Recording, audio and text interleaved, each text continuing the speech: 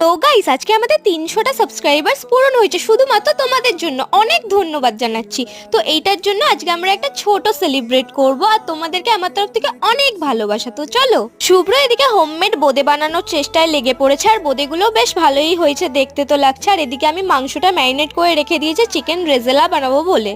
তারপর আমি রান্না বান্নাগুলো সেরে নিচ্ছিলাম, কড়াইয়ে মাংসটা দিয়ে দিয়েছি আর সবকিছু আমি কড়াইয়ে ভালো করে নেড়ে চেড়ে নিচ্ছিলাম। আর রেজালার জন্য একটা স্পেশাল মশলা বানিয়ে নিয়েছিলাম, আর সেই মশলাটা বানিয়ে আমি রেজালার মধ্যে দিয়ে দিলাম, দিয়ে ভালো করে নেড়ে মিশিয়ে দিলাম। এদিকে রেজালার সাথে লাচ্ছা পরোটা খাবে বলেছিল সবাই, তো আমি সেই জন্য লাচ্ছা পরোটা বানাতে বসে পড়েছি। লাচ্ছা পরোটা আমাদের বানানো হয়ে গেছে, এই যে আমাদের লাচ্ছা পরোটাগুলো। আর আজকের ডিনার আমাদের এইটাই। তারপর আমি শুভ্রকে বললাম যে খেয়ে রিভিউ দাও কিরকম হয়েছে। ও বললো ভালো হয়েছে। তারপর আমি টেস্ট করে দেখলাম, হ্যাঁ খুবই সুন্দর হয়েছিল। এবার আমি বোঁদেগুলো টেস্ট করে বলবো যে কিরকম হয়েছে। বোঁদেটা খেয়ে আমি প্রথমে বুঝতেই পারিনি যে এটা কিরম টেস্ট, মোটামুটি ভালোই হয়েছিল।